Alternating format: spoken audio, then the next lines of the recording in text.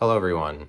Welcome to the Currency Podcast. Let me explain what direction I'm headed with the podcast currently. What I want to do is make it a finite number of episodes. And so in doing this gives me more creative freedom because I can end the podcast and then it makes it so that it's like an idea that I'm talking about rather than that like the reason it's current is that it has to keep going forever or something like that. But it gives me more creative freedom. I can close out on themes that I've been talking about to this point. And so I made the decision that it'll be a finite number of episodes. And so what I'll do is end it, and then I will probably take a break, and then I'll come back with something else on this platform later on. And I sort of already know what I want to do, and so that's part of me ending it also. I want to do something, I would know what I wanted to do when I was done taking a break, but I'm just saying that the content won't ultimately stop once I'm done with this podcast, but I'll do more than 100 of them, and this is number 90, so we probably got about 15 more of these, but I will close out on the themes of it, and I will I'll talk about currency. I will talk about the theory behind it. You will hear about it. If you go to the Currency Podcast, you will hear about currency. And you have heard about it to this point anyway, but one thing I want to talk about is cryptocurrencies. So I've talked about that a lot to this point in this podcast, and I'll keep talking about that because I don't believe that it's dead in the water. I have a hard time believing it'll go to zero. I think so. It's like really low right now, and I've told you in the past, or like most recently, I think in the crypto maybe not episode, I told you that now is a bad time to invest in it, and it was, and it went down considerably. And I would say that at this time, it might actually be okay to buy it. It might be okay to buy it now. I feel like it's still the future. It might just take a little while longer, but people should consider that national currencies have been around for thousands of years, and so it's a lot easier to have vested interest in that. Because it's easier to trust a currency that like we understand the format of it as a species for like thousands of years, like civilizations that trade in their currency that they've created that's lasted for thousands of years. Cryptocurrencies have lasted for just 13 years, and so I guess it's kind of a lot to expect to say that it's going to go boom overnight, or even after like 15 years. It would be difficult for everybody to trust it since it's so brand new in comparison to other currencies. And so what's significant about it is a question that I'm wondering about right now, and the encryption. The encryption aspect of it is interesting when you think about it, because cryptocurrencies are important because they're encrypted. That's in the name. That's what distinguishes them. That's what makes them significant in comparison to other currencies, is that they are encrypted because that's what they're saying that they are. But what's weird is drawing attention to encryption, because if you're trying to be cryptic, the point is that you don't say that you're being that. And so if people thought about that, they might be like, the entire thing is a scam, right? I mean, like on the surface level, you expose that piece of information. Like, oh, this shouldn't work out because you're drawing attention to your encryptedness. And so that should be a problem in and of itself, where it's like that it's like a walking contradiction. But I would say that the question, of course, is, are cryptocurrencies more valuable than currencies? But like national currencies were already encrypted. Like national currencies that came before cryptocurrencies are supposed to be the improvement on fiat currencies or national currencies. Like the US dollar is already an encrypted currency. Like it's not like currencies weren't encrypted before, because they're encrypted through a number of factors, like just the government, or the intelligence behind a government, intelligence behind the headquarters of a country. There's a lot of layers of classification that most people don't know about that it's like whatever is at the heart of the US government, for example, is so behind so many levels of doors that it's like it's cryptic. And so the currency that is generated as a result of that, the United States remains current, because it's like if Persia goes away, its currency does also. And like when a civilization is collapsing, it's reflected in like a huge inflation of their currency, because what goes along with a country existing is that they are current, basically. That's what generates a currency. If it goes away, so does their money. And so, like, the US dollar exists because the US exists. The US exists partially um, because of the mystique of like the headquarters of the government. Like the government locks the US in place to be this entity. But like the point I'm making is the US dollar is already encrypted.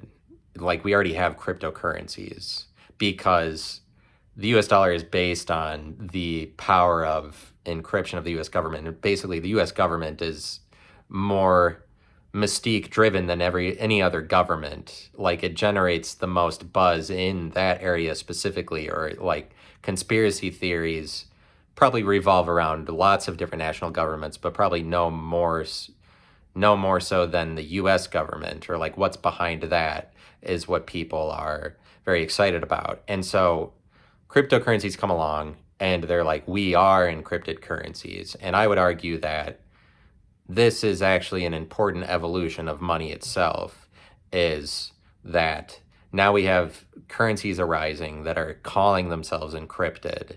And the question is that better? I would say that it is, because now what you're doing is you're arriving at this deeper level of things where you are able to speak to the secrecy involved, because it's like what is generating a system of money is kind of inherently secret, as we can see with like currencies. National currencies are like the US dollar is stronger than all other currencies because it's in the most places. Like being in the most places is another thing that helps out the currency, but it's like a currency is always better the more encrypted that it is, and the US dollar is more encrypted than every other currency.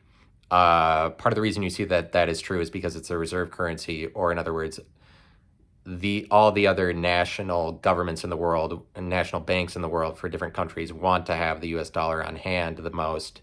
They need it around, like it's the most visible thing. It's the most real thing. And I'm going to be speaking today about the relationship between encryption and reality, because that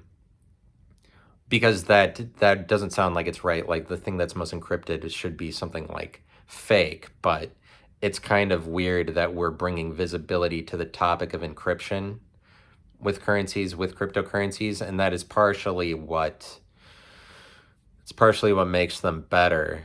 But they say that in the name. They say it in the name, and so then it now you're talking about the secret, but it's like that's better, or that's more difficult to do, is say that the currency is encrypted right up front. You're telling everybody right up front that it's encrypted, but really what it brings awareness to is the fact that money is like always secretive in every case, but it's kind of like a joke, or you're joking on money, or like you're criticizing it, but it actually brings it to a new level. It brings it to a deeper level. But the thing I'm talking about is how revealing things makes them more, is a more difficult thing to do, is a deeper route to go. Revealing secrets takes off layers of reality and gets to something deeper. For example, the way that like there's this big push in modern day art and entertainment to go behind the scenes, like you kind of see it everywhere. It's been that way a little bit, but now we're actually kind of getting into secrets that people have in entertainment, where it's like in the podcasting world, all these podcasters are competing. Part of trying to get ahead It's just recognizing it to be a competition. Like that's kind of behind closed doors about. It's just like saying, well, it is a competition, and somebody like me, I'm trying to offer my own thing and beat out everybody or like get the most views, and that's what a lot of people are doing. I mean, if you're really competing in it, I guess you can do it for fun, but like um the people who do it for fun are not trying to be as noticed as other people, but it's like cryptocurrency goes in this direction because it says crypto right in the name, where it's throwing right in your face the fact that it's encrypted. And so it's more valuable than other currencies because it is able to say this.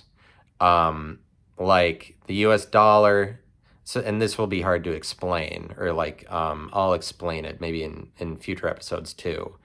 But like the US dollar is encrypted, but it is not able to speak to it. And because of this, it is limited. It's actually more unlimiting to be a currency that is able to say, like, this is just a secret. But it's kind of like how Dogecoin is a meme coin, or people are like, it's a joke. Cryptocurrency is a scam. All money is a scam. Actually, a more valuable version of money is one that's able to exist and at the same time call itself a scam or like clown on itself. You would rather do that. We're going in a more clownish direction in the world. That things are becoming more of a joke. They're becoming more of a joke because there aren't centralized standards for this is what reality is, or like the games that people are participating in are not they're not one thing anymore. There are too many games. There are too many competitions, and there are only becoming more of them. And like the competitive aspect of things is just it's blowing up with sort of just with the arrival of the internet. The internet allows all of these greater levels of connectivity, but what like it really allows everything to be a giant worldwide competition. But it's kind of just becoming more and more the case that all games are becoming better at creating a worldwide competition out of themselves. Even like little games that you play on your phone that like somebody's mom or dad could play. Um, Even those are starting to create hierarchies within themselves where it's like you're able to play it on a worldwide stage. And it's like video games are becoming better and better at monetizing themselves and setting up these giant competitions that you can make money where you can keep getting promoted up the ranks. And we didn't, this is maybe the most important development of the past decade. Like, I mean, it's been developing that way as video games have improved, but it's not just like the improvement in graphics with video games. What's important is they're more and more making themselves able to be competitive everywhere and like create this competition, but like out of any one game where they're just becoming more games. But like there will only continue to be more games and greater levels of competition in each one of them because this is what people were striving after the entire time anyway. It's just that we used to be more limited, and it used to be that in order to find a competition where you could keep getting promoted up the ranks, you would actually have to go to the corporate world or something. Like now we have so many more ways that are more fun for things that you actually want to do for competing and winning, getting ahead. And so it used to be you had to go to the corporate world, you get promoted into higher levels of management, and like how much does that suck? And it's just kind of like it used to be that there were a few games that you could get involved in to the point that the world itself is less competitive because people don't even want to involve themselves in these games because they're so mundane and there's so few choices to be part of a giant competition. And like your choices suck. Like becoming a politician has always been one. But becoming a politician is one of the games you can play that's always been available, but we lose faith in the political game, and it becomes less the case that there is a centralized game, like, for example, the corporate world or the political world. And so because there are so many games and all of these games are available to everybody, the world is going in this joking direction where like everything what are the standards? Everything is a joke, or like, and it was already that way. It's just we're realizing the depth of that. It gives you the opportunity to joke about lots of other games, like all the games that you don't involve yourself with because you're choosing not to do that. Then that's kind of a joke to you. But like the political landscape and the corporate world are just becoming more of a joke to us as time goes on. We're like, that's stupid. The politicians are stupid. But we used to be dependent on the theater of the political landscape, and it is a theater because it's a theater for a couple of reasons. But like, so um, I'm just I'm just wondering about encryption, the power of encryption. And so these currencies come along and they aren't yet they're not the most valuable thing. I can't remember if I said this yet while I've been recording, but just that cryptocurrencies are only 13 years old and people expect like it's supposed to go boom overnight when national currencies have been around for thousands of years. Like it's a lot easier to trust in those. But cryptocurrencies, part of but anyway, like the US dollar is already encrypted, but it's limited because it can't speak to its encryption. But it's like they're now with cryptocurrencies, the secret is right up front. They're able to do that. They're able to say this is a secret or really like joke about things because people don't know computer languages. That is what makes cryptocurrencies encrypted, is because of the languages that they're written in. People don't know how to talk to computers. They don't know how to apply computer coding commands. The general public just doesn't get it. They're nowhere near. And so I guess the question is like, is the secrecy of a government where it doesn't mention that it's being secret? But like, what cryptocurrencies do is they bring it to this greater level of depth where it's recognizing the depth. But like, this is happening in the entertainment world where people are trying to get ahead in their various competitions, maybe in the podcasting world or whatever. The podcasting world, they're trying to get ahead by going deeper within themselves. Like podcasters are trying to be more and more real, or it's kind of like go deeper into their own imaginations to say like deeper levels of secrecy. But like there's a lot of this going on in entertainment where it's like whoever Jason Bateman has a podcast episode about describing how they made Ozark, or actors describing how they made the movie, or musicians talking about how they made the song. There's a lot of content being created just about the behind the scenes look at things. And it's kind of just going in that direction where it's going further and further behind the scenes, or in other words, going in further and further into levels of secrecy. But it's like, why are we arriving at this point now, where we now find it valuable to, it's, it's just like we're going deeper and deeper, and that's just the direction it would be going. Um, we're going deeper, or in other words, we're going further behind the scenes. And so the question is, where does this end?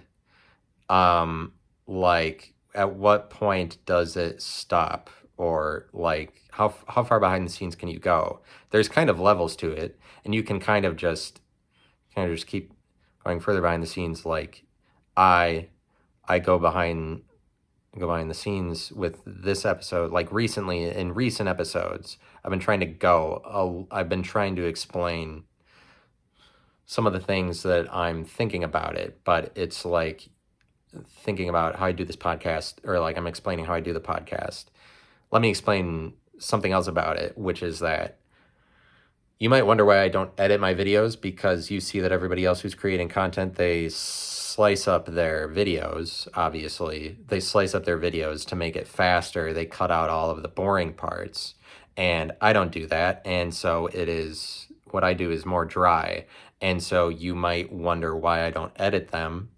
Part of it is laziness, but it's like also the world goes in a lazy direction, or a direction of convenience, like, and it has been going in that direction. It's gone in that direction so much to the point that now I can just sit here on my couch and I'm like validly participating in an emerging genre of art, podcasting. Like, and it's the same with video games. Like the world of competition, you don't have to go into the corporate world, do all this shit. Now you can rise up the ranks of whatever competition you want just by sitting on your ass in your living room playing video games. But like that's like the reason I don't edit them is because the way I see it is the style of editing changes every single year. Literally, the editing style is always changing. If I chose an editing style, it will only be reflective of like the year that that editing style was popular. And so I don't edit it because in my head I'm thinking long term, and long term this, like, if you leave everything in or make a style that is void of style in some senses, like this is a styleless style, that way the thing lasts longer because people can't define it to a single, like, oh, this is just an editing. Because if I did that editing style, it would be totally relevant at the time. It's just that people would see that it was fake at some point when new editing styles are created. Like over the next 10 years, there will be all kinds of new ways of editing that will emerge. The way that people edit now will be gone in 2 years, and it'll be gone because people won't like it. They'll be like, oh, that's stupid. Remember that when they edited that way? And so it's I'm not like, I don't really, that thought doesn't exactly cross my mind. It's just kind of like, it seems like it's easier to me to, if you leave everything in, but it's like that's the direction the world is going anyways, the direction where you leave everything in, including the spaces, where it's like boring shit because that's behind the scenes. But like I get ahead of any style anybody could come up with by just leaving everything in is kind of the ultimate style. So what I'm doing is, but it's like, that's not necessarily the best way to approach it. That's just a long-term focused way of approaching it. My problem is that I consider the long term too much, and it hurts me because anytime I do make a video, like I make some podcast episodes recently where I splice them together and I edit out the boring parts, like when I'm doing a review of YouTube videos, they get more views, like easily. And so my problem is that I need to think of the short term more often, or like be more fake or something. I should think of the short term. I'm thinking of the long term too much, and it hurts me in views because it would help to have both of them. Short term, get people excited so that enough people know about this. Obviously, like I'm not thinking about views in the short term.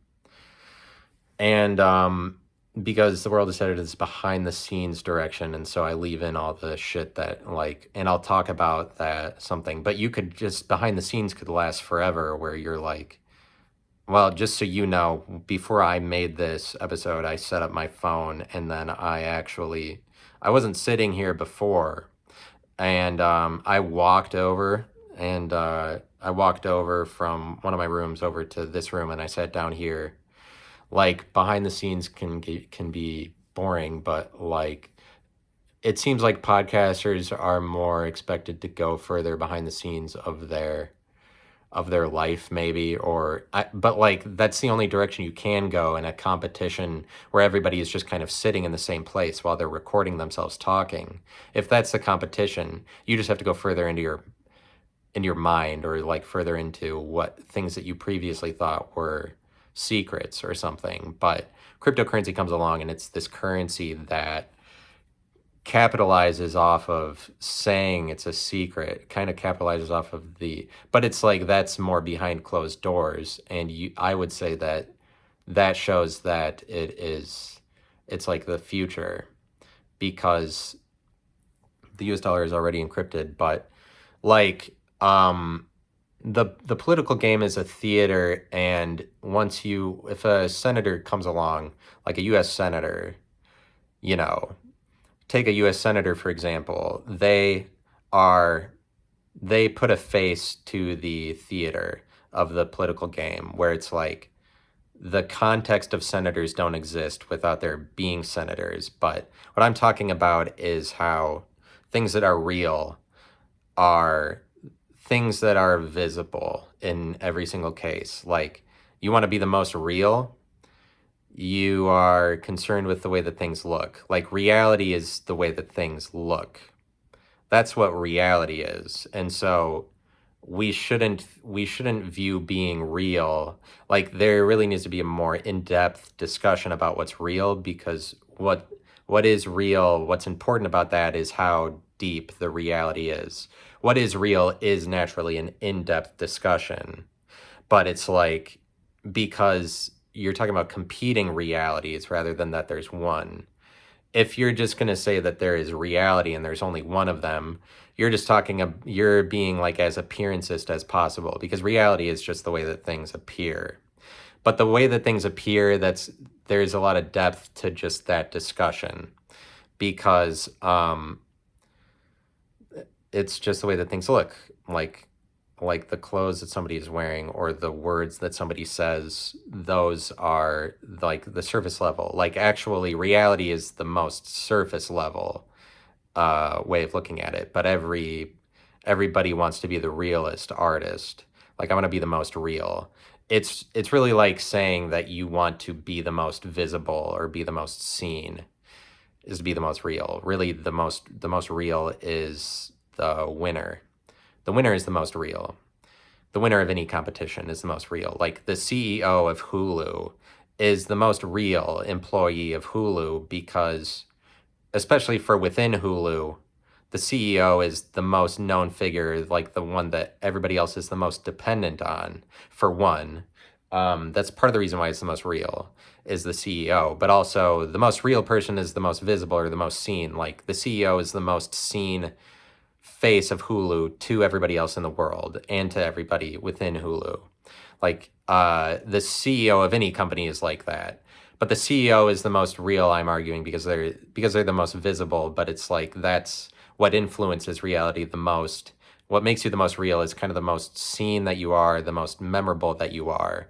We forget about memories that are not remembered by anybody. Those are just forgotten things. Forgotten things are not visible. They're not real. Like, you could make an argument almost that somebody who dies and is not, they die and everybody forgets about them instantly.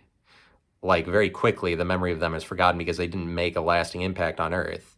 You could argue that that person, while they're alive, is already doesn't exist in some senses. Like, somebody who generates no memorability or is like constantly forgotten is like, in some senses, already doesn't exist. Like, the people who live in a completely forgettable space are basically don't exist. Like, you have to surface to exist in order to be real. You have to surface, and it's like, so like, being real is the top layer, actually. But that doesn't mean that being fake is better. Like, being fake is then deeper, but like, that doesn't make it better, because fake things are forgettable ultimately. Like, real things make the most money and get the most visibility. Like, Joe Rogan is more real than some regular guy on the street who isn't famous, because he's given to everybody, or there's so many people in the world that can see him, or as a result of him being able to lift his platform up so high, he is more visible. He's more seen by everybody. Like, Bill Gates is very real, and more real than a regular person, I would argue.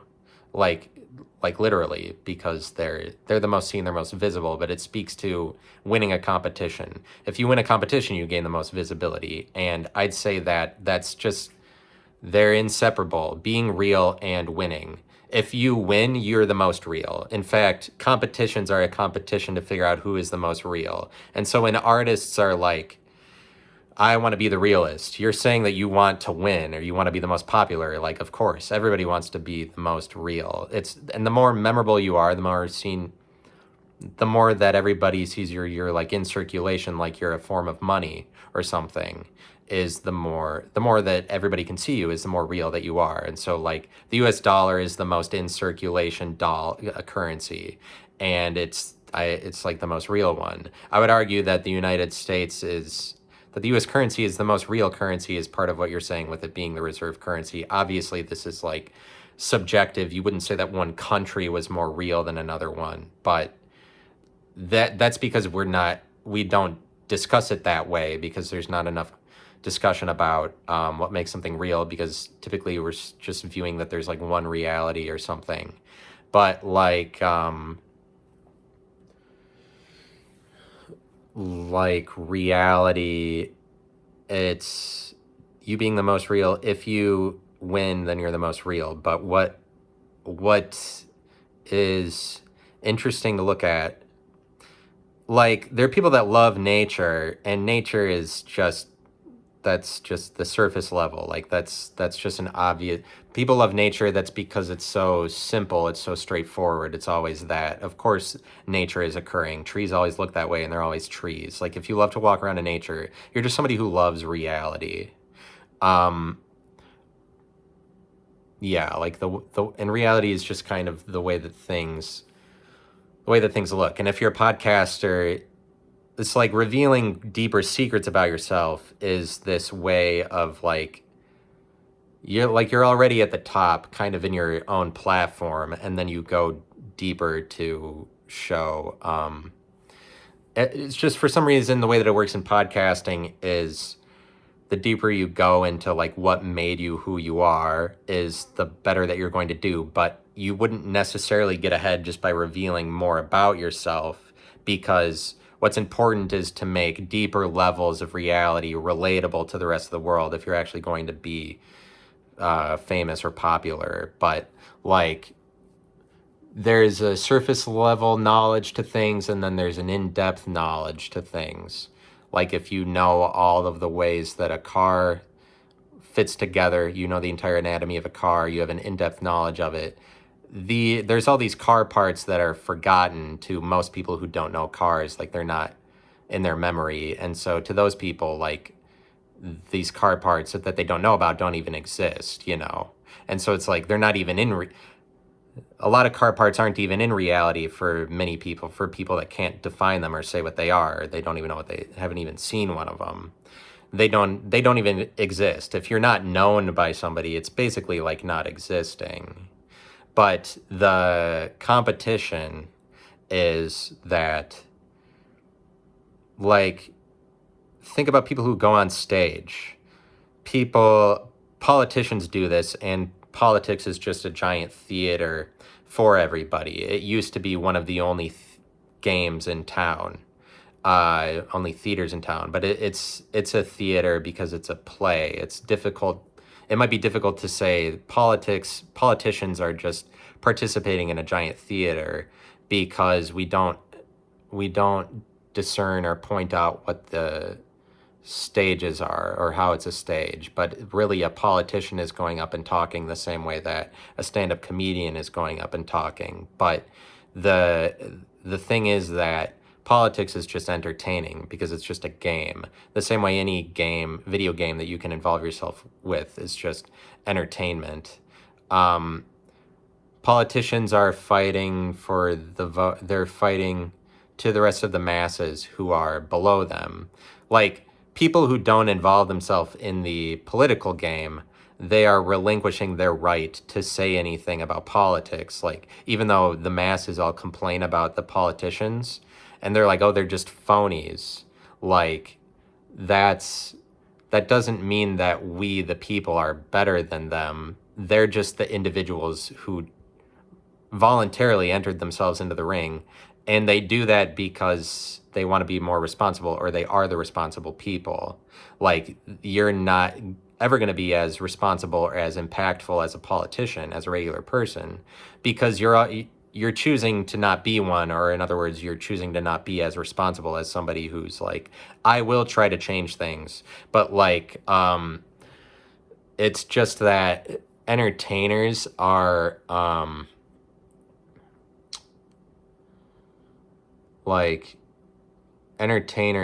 the most real, or the people that surface. But like, the same way that we have Bible verses or Bible chapters that the Christian church talks about a lot, so they like, lots of churches across the country preach out of Ephesians, but not very many of them preach out of Micah. That's because Ephesians is kind of like a celebrity book of the Bible, and we do that with chapters, we do that with verses. There's the important ones that surface, like, and any religion will do this. It's like people pick and choose out of a book, or it's just like out of a book, certain things surface there more memorable, and then it's kind of like we treat Obadiah like it doesn't even exist. It's like it's almost like it's not even real. But the verses that everybody sees the most are the most real. And like Joe Rogan is more real than other people because like he's in people's face because of the visibility. Reality is just the way that things look. It's just visibility. And because of that, you see how the person, stand-up comedian starts talking, they are the person in the room that's the most real, I would argue.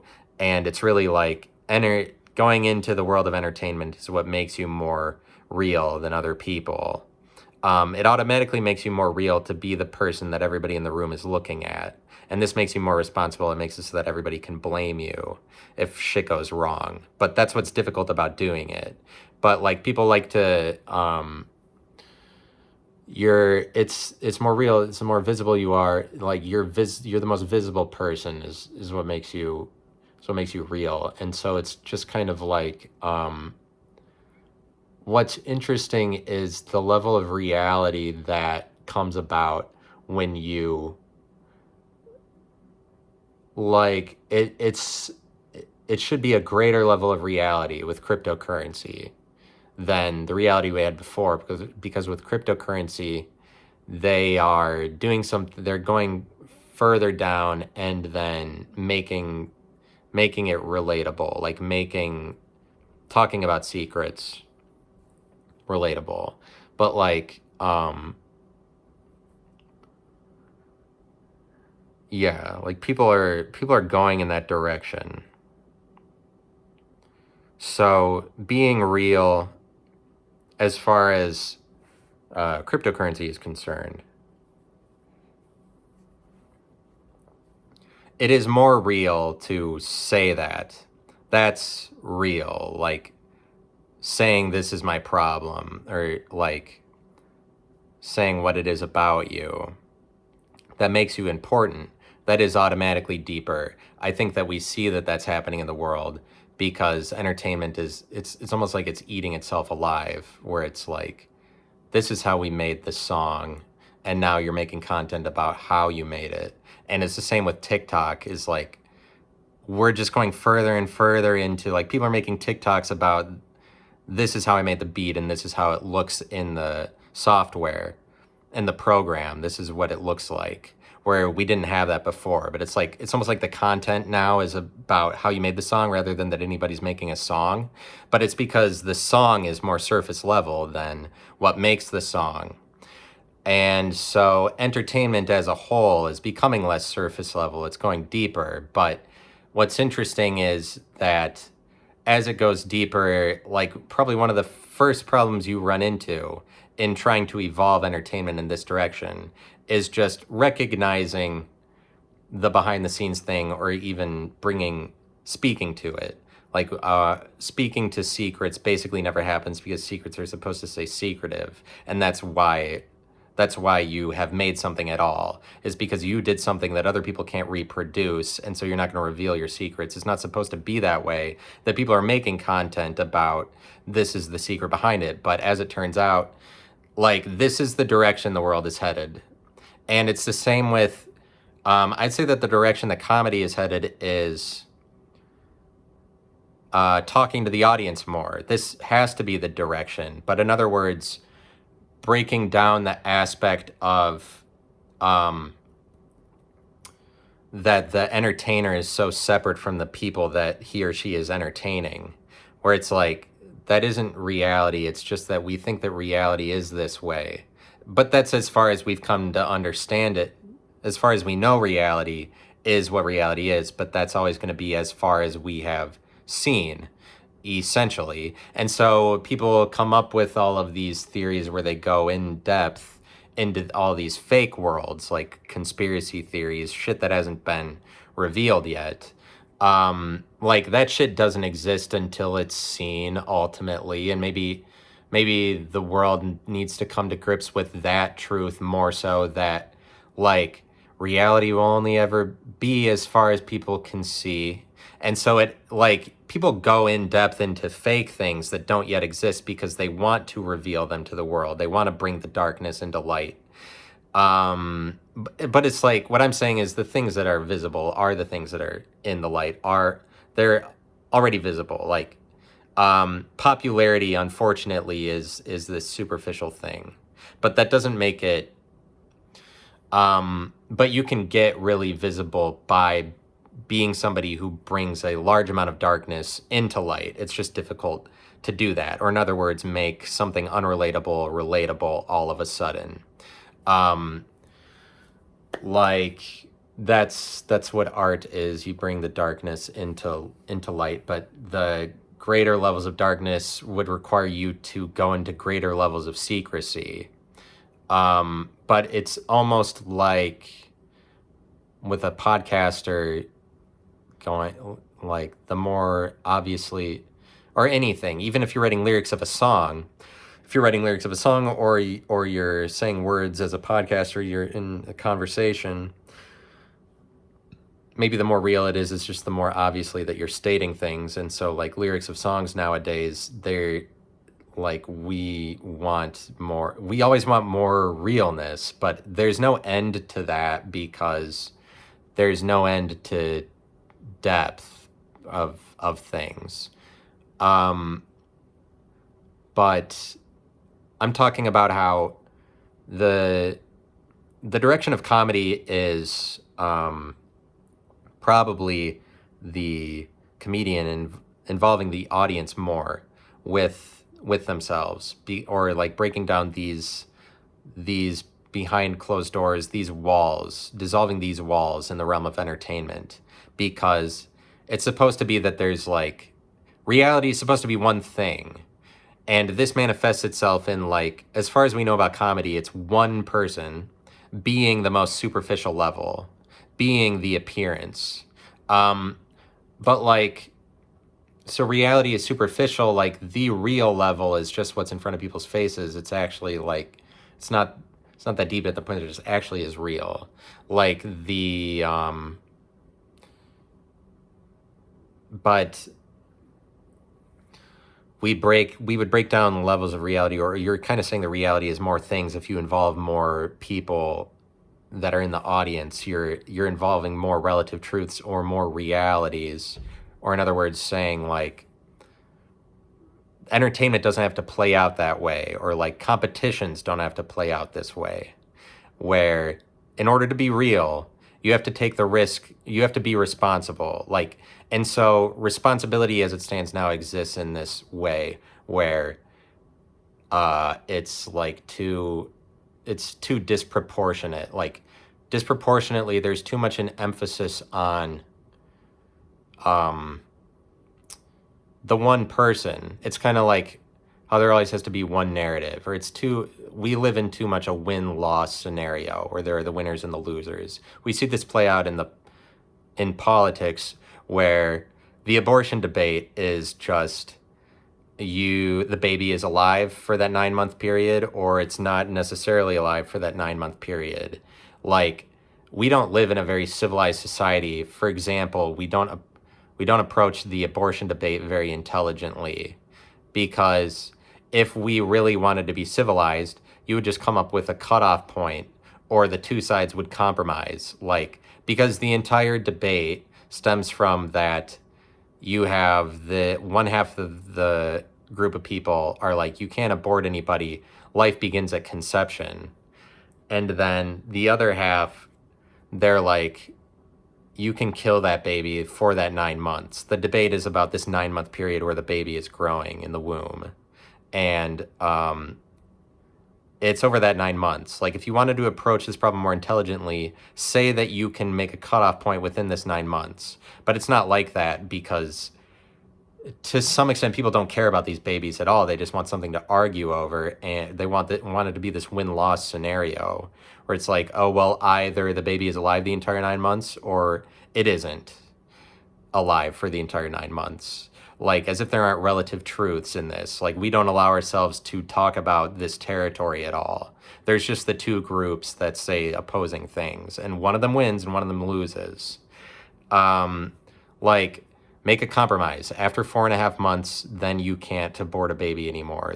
Why don't you do that? We don't do that because the Republican Party can't identify itself to that issue. The Republican Party wants its brand to stay strong, and one of their identifiable issues, like really central to their brand, is that they believe life begins at conception, and they will not budge on that. And the Democrats are the same, just for that the baby can't, for the other way, that the woman has a choice for the entire 9 months. It's part of their brand to not compromise on that in any way. But we don't live in a civilized society where it's like, you could solve this issue, just compromise. People don't make compromises. The political game is just bullshit where they make it so that, because why couldn't you, like, people can't come up with an answer for it.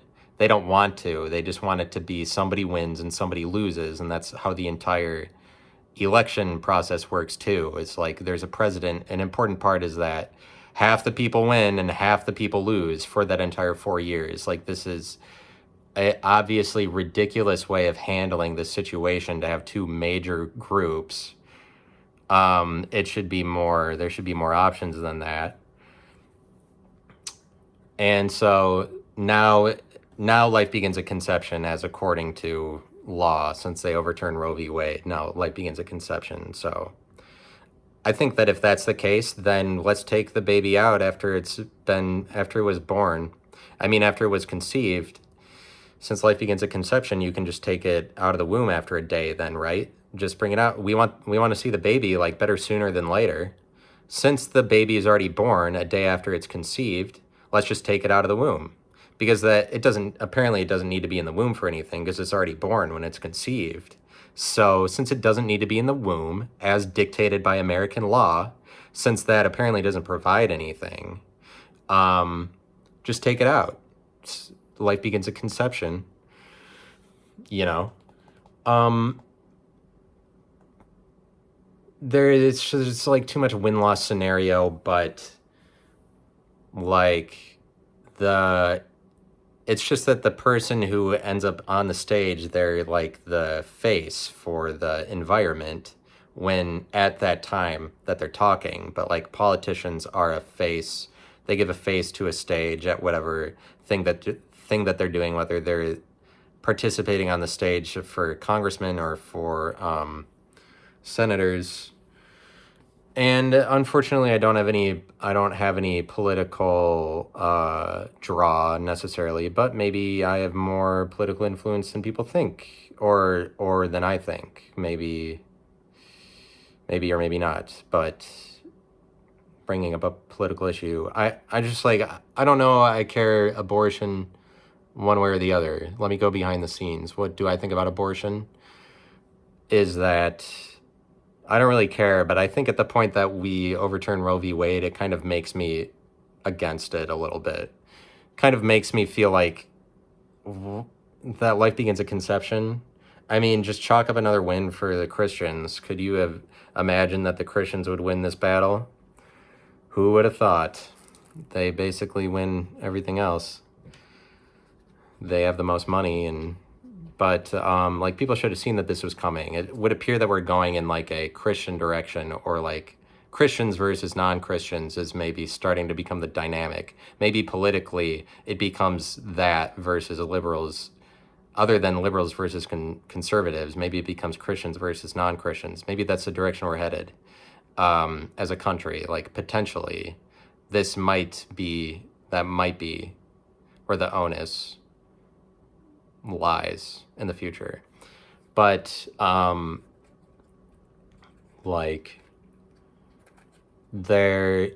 think that the future of comedy is that it just brings into focus more versions of reality than this is just an example of it. You involve more people in the audience than you're talking to them, and then you're bringing light to all these people that weren't necessarily volunteering to participate. Um, but like it has to be that more because we no longer allow it to we need reality to be something else. Like we're requiring all of these things of reality all the time. We're requiring lots of things of it. Like we need it to go deeper. And so a currency that jokes about the existence of money itself by saying like it's encrypted, that's actually a currency that goes deeper, but it's able, like the question is, how is it able to do that? It's more difficult to put that on. It's more difficult to put a product out where you're revealing the secrets. That that would go to show that you were authentic or that there was something interesting about your secrets. So it's like cryptocurrency obviously hasn't taken off, so it hasn't been proven that it is better to name yourself to be a better to name yourself encrypted as a currency. But it's like I'm thinking about the relationship between encryption and reality, but it's like mm, is it better to be more encrypted or is it better to just be is it better just to say the most in the name of encryption, um like say that you're encrypted? Like what does that do versus the US dollar, where the US dollar is encrypted but it can't say that it is? When you say that you're, it's more real, and more real is always better because more real is like something that is deeper. Even though at the point that it becomes real, it's actually like surface level. It's just going in the direction trying to make something more real is like you have successfully made something that was deeper into something that's real. And the more real that something gets is the more in depth that you're going to something that previously people didn't even know about because the in depthness of it wasn't being revealed. But that's what happens anytime you reveal a secret, quote unquote, what might be considered a secret. If you're revealing a secret, you're going a level deeper, but you're making reality something a level deeper than it used to be. But this is what's important about art itself or creating things, is going deeper, making things more real. But like as far as comedy is concerned, more real involves the reality of that everybody is an entertainer, or kind of like that everybody is creative, everybody is participating in a game of some kind, everybody is participating in a competition.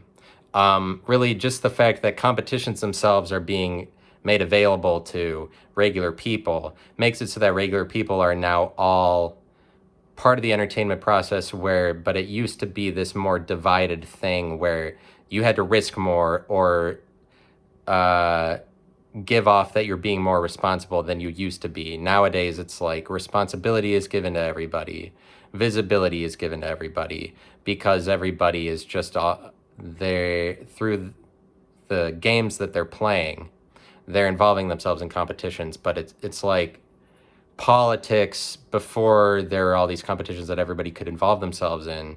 The political game was like one of the competitions, and it just by its existence it stated how there are outsiders and insiders. Like it makes the masses outsiders, does the political game. I mean, it still exists right now and still has a lot of power right now, and what it does is it divides the entertainers from the regular people in the audience, basically, because it's just a theater. And the theater, what you're trying to do when you move the political hierarchy to try to become the president is you're trying to win, you're trying to be more real. If you become the president, then you're the most visible person in the political game. You have to follow the rules of that particular game, or in other words, go into debates and argue your position. It's just a bunch of people arguing against each other to be actors in the stage, but really to be the lead actor in what is a giant theater. It's a giant theater because all those people are just acting in order to manipulate the masses to vote for them. And it's they move up the ranks, competitively speaking, in this giant theater, but all of it is a giant theater. Anytime that you're winning, even if you're at Hulu, you're moving up the ranks there, you're just advancing to higher stages. But part of what makes you the most real is your ability to perform on any stage within the environment. So it's like Joe Rogan becomes really successful because he is able, or like anybody who's a famous comedian, there's somebody who goes to a lot of venues. They aren't contained to one city or one bar even. They appear in lots of contexts. Part of being successful is your ability to appear in very many contexts. Part of what makes you popular just as an individual person walking around is your ability to be friends to very many different kinds of people. The more people-ish that you are is the more that you're able to successfully appear on different stages and have a lot of utility. In other words, be able to do lots of different things, because one venue versus another one will draw a certain kind of crowd. And there is something to be said about being able to speak at lots of different venues, or in other words, speak to lots of different crowds, lots of different groups of people. Not everybody can do that, and that's why a lot of comedians they're not mobile, or they don't make it big, or ultimately they don't exist in reality as much as somebody who is able to perform it in lots of contexts. So like part of being the greatest politician is your ability to appear on all of the stages that would appear in the political game. That you would be able to do lots of things well, but it's just like, as far as comedy is concerned, I think that the future is talking to the audience. This is like one of the realms. It's different from politics because the political game would probably dissolve entirely at the point that politicians if they try to involve the audience. It kind of defeats the purpose, because part of the purpose of that is just being able to centralize power in certain individuals, in faces, in like this person is the senator, and so power is centralized in them, in their authority. Like the political game exists because of it's like a competition to see who is the face, who is appearances the most, that they're just like the face that you give to the platform of president or whatever. Like this just speaks to how entertainment brings out the people who, like, entertainment is just kind of like participating in it. And then the better that you are at the game is the more visibility that you're going to get. But so now we're going in this direction in society where it's like revealing the secrets. I think that what goes hand in hand with that, besides now we have currencies that do this, as exemplary of the times that we're living in, where we're trying to be more real, get to the heart of things, trying to answer. We're always trying to do that. We're trying to answer more questions. And it's like have better questions. Having a better question is getting hold of a question that's deeper than people have been able to look at before. Like if you really ask the right question, that's maybe the origin of uncovering something that is really deep. If you get a hold of the right question, then that's the point at which you can start to bring something fake into reality. Like if you ask the right questions, then you have more opportunity or more potential to materialize things into answers, because like at the point that something is an answer is the point that it has been made relatable to people, or that it has surfaced. Like answers are more surfacing than problems. Problems go deeper down. So it's like, and we're always trying to go deeper. We're always asking more questions. Like we're always trying to be more real. And now we've gotten to this point where we're like, maybe we shouldn't have secrets themselves, or maybe we should just speak to the power of encryption itself. Maybe we should stop avoiding crypticness. Let's talk about what's cryptic. And part of what goes with that will be an evolution in the world of comedy where we make it less cryptic what is going on in a room when somebody is talking, because currently we have comedians where they just go up and they recite what they've memorized, and that's what stand-up comedy has been for the last 30 or 40 years. The next evolution of that will be getting to the heart of things more, being more real. Being more real means automatically that you're recognizing that everybody in the room is staring at you, and that they are involved with the entertainment process. Really, the entertainer doesn't exist without the people watching them. It's the same like politically, the governed, you can't govern without consent of the governed. Like the people watching it and then the person performing, they both need each other. And so it's just interesting that talking to more people in the audience is automatically something you can see is going deeper into the issue, because you're revealing more, you're bringing more realities to the surface the more people you talk to. But it's like these realities are already there. People are already walking all over the earth talking to each other. Like they're already in the entertainment business. Every single person is. This is already the truth of the matter. It's just that we've come up with technologies recently through video games that speak to this truth, that everybody is already entertainers. Everybody is already a player in the game. It's just like once you are a player in the game, you're kind of a performer automatically. Then it's just a matter of how are you a lead actor or not? Like how much can you win in order to move up the ranks to gain more visibility? How good of an entertainer are you? And so it's like you have comedians that go up there, especially at open mics, that aren't very good, and it's embarrassing because it's almost like you're just an audience member and you're telling us that you deserve to be one of the people speaking. And it's like this doesn't always have to exist this way where there's this major divide. Obviously, this is just like obviously what's going to happen in the future is comedians talk more to audience members, but what that does is just recognize the reality of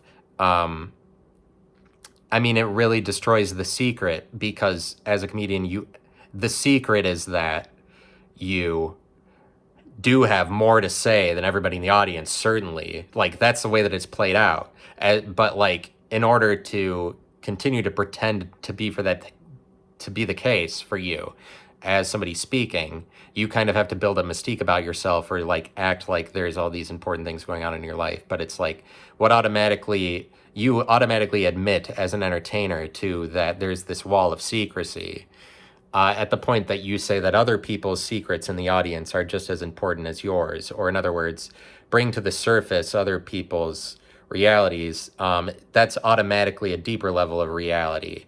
And so for those reasons, I would argue that crypto, like, maybe that is still a good thing to invest in. Maybe that's the future.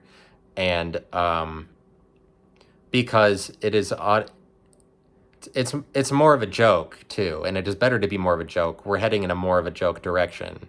But it's like, what is the deepest level of communicating the joke is something that you look at with stand-up comedy. What's actually a deeper level of communicating it is to involve the jokes of everybody in the audience, or their perspective of things, or their version of life as an entertainer or as a competitor in the game. Like, yeah, that's got to be better. Maybe I'm just working out to myself what is a better way for me to do stand-up. And so thanks for listening. So you helped me do that. But depending on how I title this episode, I might say Crypto Maybe, because I had a episode before this called Crypto Maybe Not. But like, why don't I just go further and further into like, oh, why I made this, or that what I'm about to do in the future. Like, this is so that it's less cryptic or whatever. But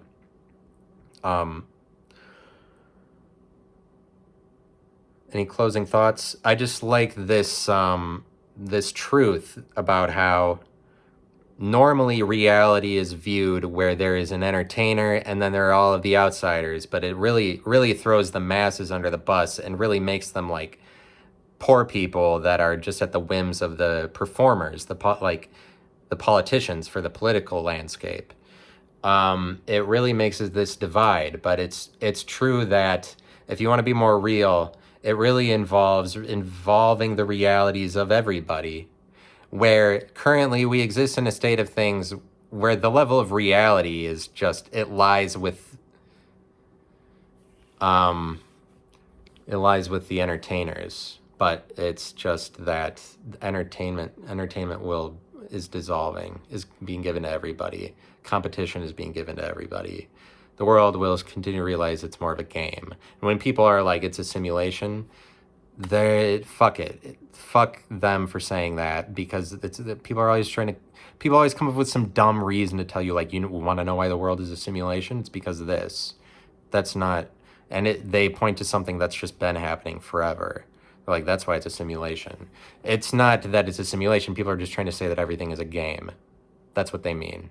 Let me articulate that for you. But I'm just going behind the scenes. Behind the scenes means going further into the future, really.